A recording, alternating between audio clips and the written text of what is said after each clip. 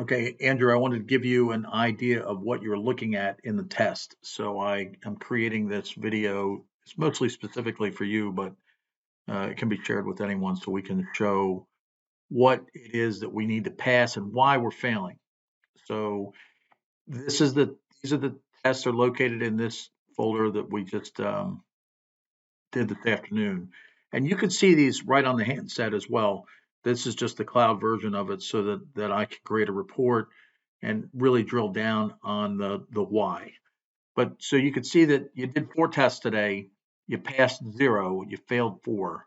Okay, and these are the 4 tests below. Forget the date. I guess the date was in the system wrong because today's the 19th. But nevertheless, these are the tests that you did on cable 1, 2, 3. I guess you did 9 instead of 3, and then this one that was already in there called AAA whatever. But that was the last one in the list, and these were the first 2, and then you skipped a bunch and did number 9. But nevertheless, those are the ones that you performed, and we're just going to look at them specifically.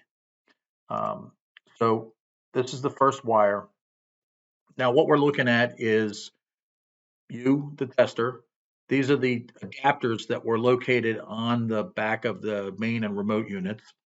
The device, when it was calibrated, the standard that I chose, this is the correct standard for Cat6 cable. The limit was set to Cat6, even though we could go in and change the limit and make it Cat6A, and it would automatically give you the parameters based on Cat6A.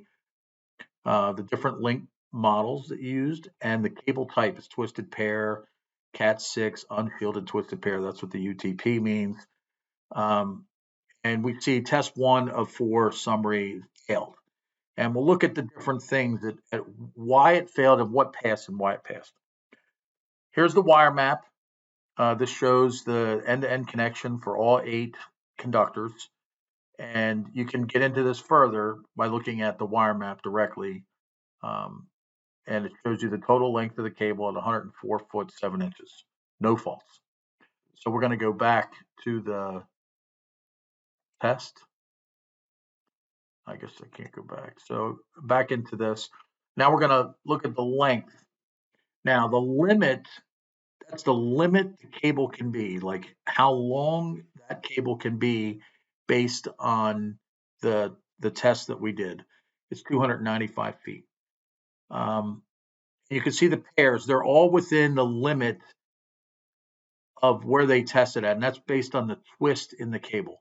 So pairs 1, 2, 3, 6, 4, 5, 7, 8, all are within the limits, and that's why that passed. The next test is headroom, and that's basically noise. And we see that pairs 3, 6, 4, 5 failed because they're a negative. 0 would technically be passing, even though we want it to be at least 0.5 dBs to be a pass. 0 is the threshold, and this is minus 4.6, which is huge. And we'll get into that in a minute. Let's go over these boxes.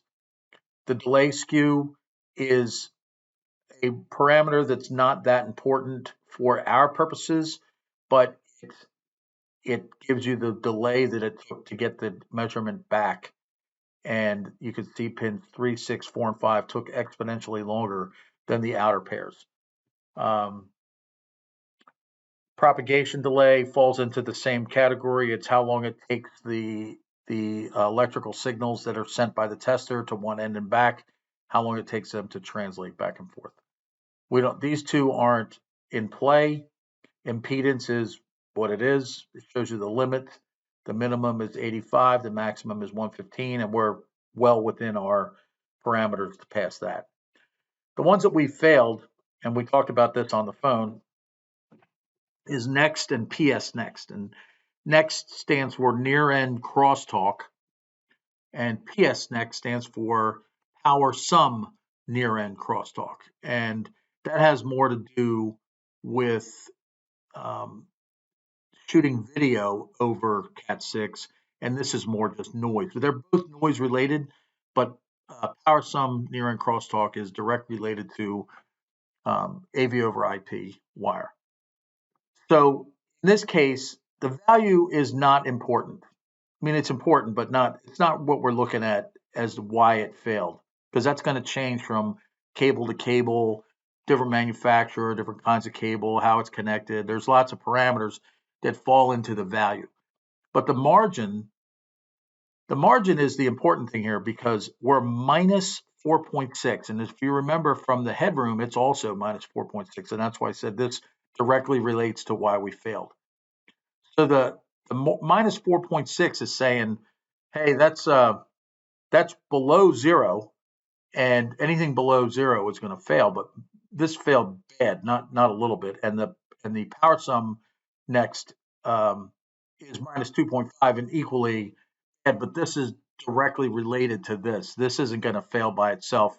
This is going to fail in conjunction with this, or it may not fail at all. We may just get a near-end crosstalk fail and not a power sum near-end crosstalk fail.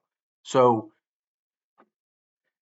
I'll get into the nitty-gritty of those in here in a second. And then the only other thing that, well, there are many things here, but so ACRF is attenuation cross-reference far end, and that's what the F means. Far end meaning the other end, and it is also related to how the signal goes from one end to the other. And when this tester is testing these different pairs, it's picking a pair or the opposite pairs to send the test down, and then using those opposite pairs to return the test to the other end.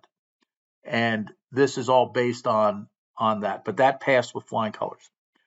I'm not sure what the PSACR stands for. We'll get back to that one. Insertion loss is just that.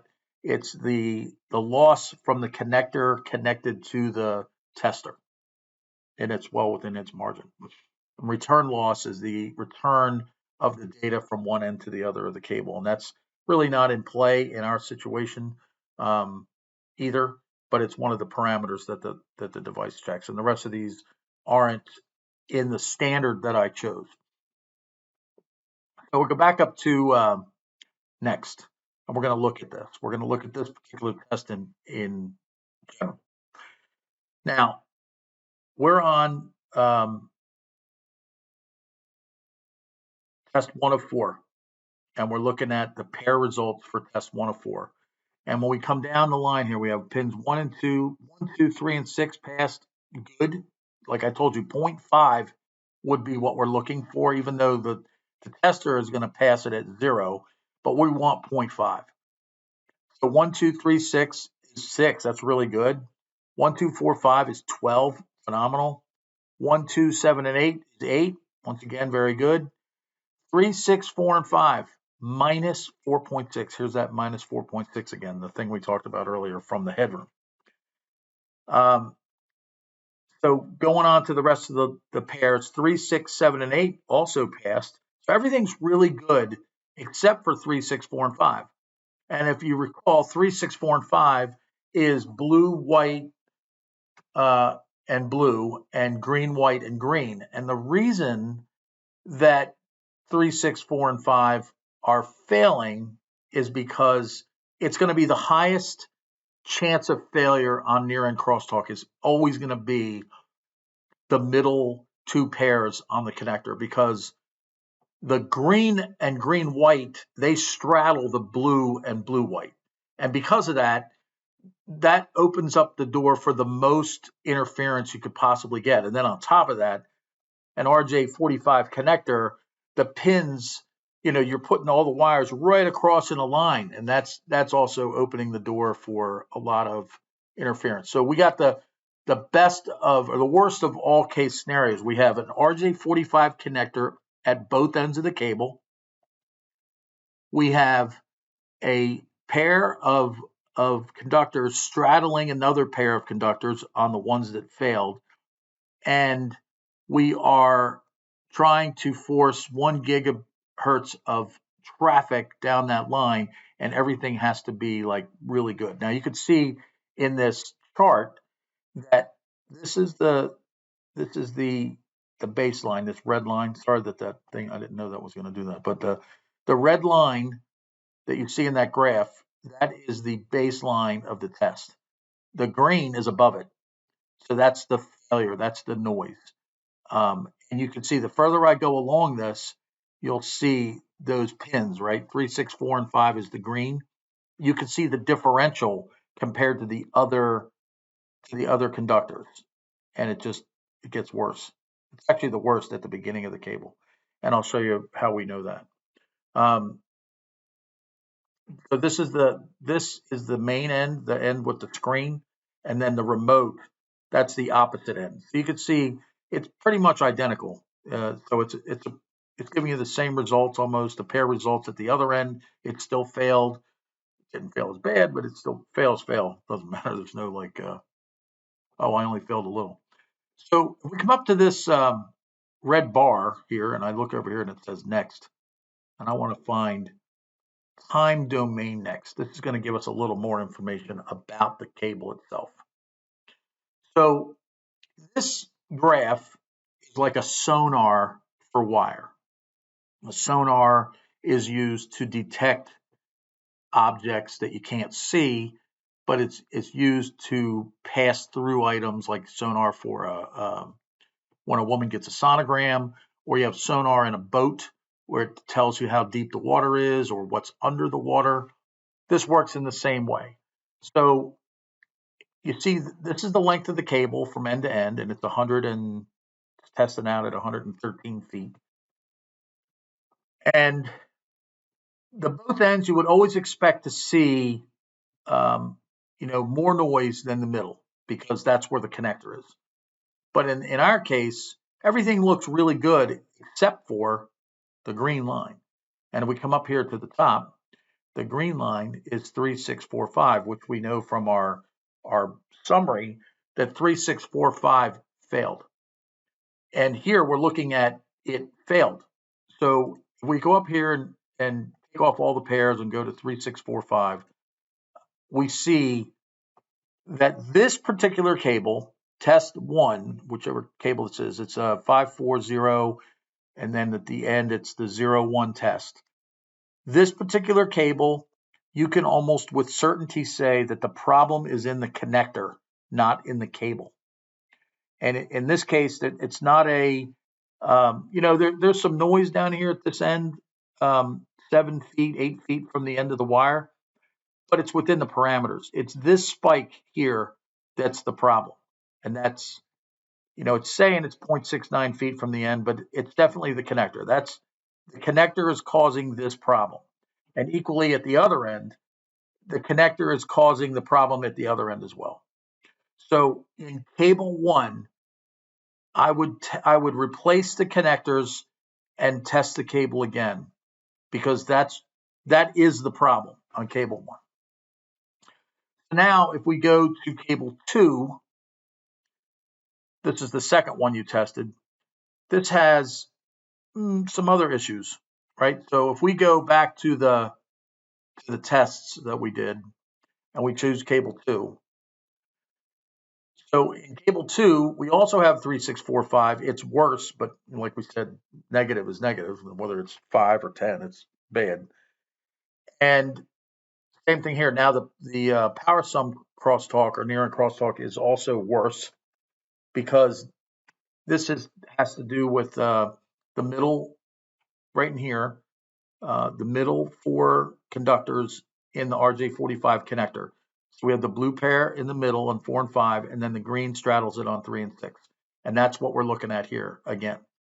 We're going to go back to we're going to go into the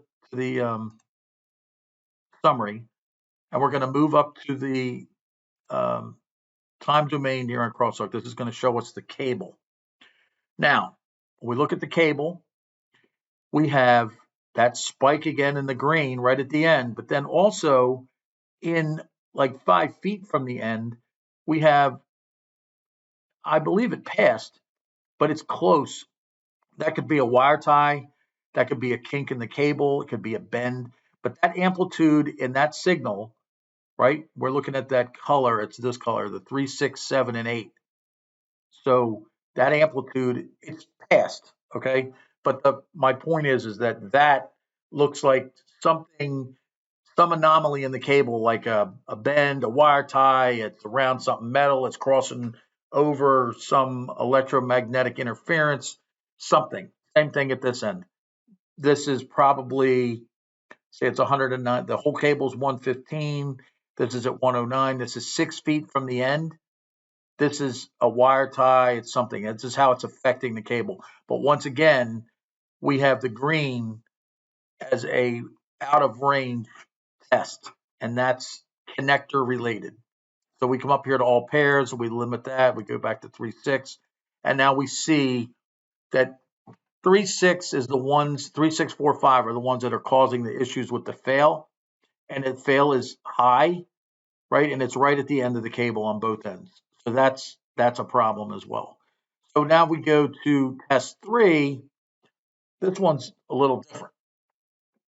So now we're looking at other failures, right? We have, well, let's see what it actually says. Well, I call it test 3, but you called it test 9. So this is wire number 9, test number 3. And here's our summary. So we have the same pairs failing, 3.645, and the same failures in next and PS next. So even though those other ones have a peak, they passed, but not by much. So these peaks, 8 feet in, that's a wire tie or a kink or something like that. Same thing at the other end. You can look and see. This says it's 9 feet in from the end. So that's not a connector. It's probably that's okay though. I'm just showing you that how it shows up as sonar, right? So we're looking at all 8 pairs here, or all 6 pair groupings, and that's the graph we're looking at. So in the next test, the NEXT test, it sends an electrical signal down pins 3 and 6 and returns it on pins 4 and 5. That's what NEXT does. PS next sends the electrical signal down 3 sets of the wires and returns it on the other pair. And it does that for load balancing. So this test also is a cable end, and this passed, but I would just look at that to see if there's a wire tie like 8 or 9 feet in from the end of the cable. And I don't know which end this is. I don't know if this end is the equipment end or the switch end and vice versa. But in this particular test, it only failed at one end. The other side here did not fail, just this one end. So we go to this other test. This one's the worst of them all. This test doesn't have a connector fail. It has some other kind of failure.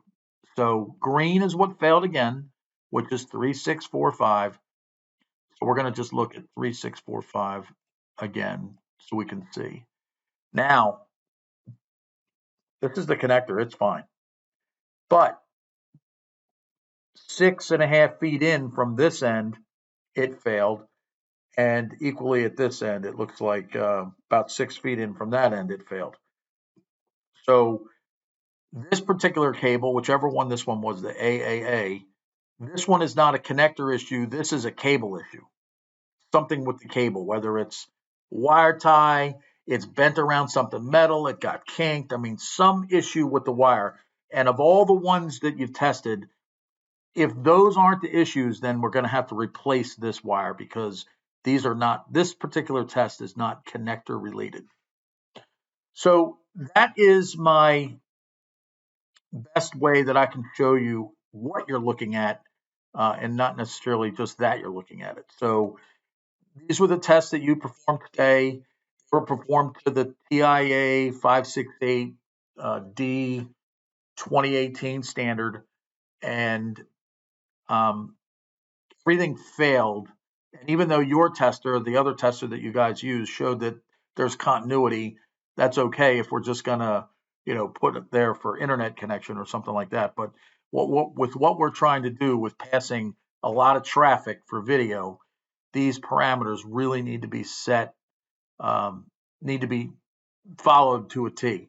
So you have 4 failures. Hopefully tomorrow, whenever you go back, you get 4 passes, and you can try to understand what it is that we're looking at here. If you want to call me anytime, feel free. But I try to put this together so you'd have some idea of what it is that you're what you're looking at.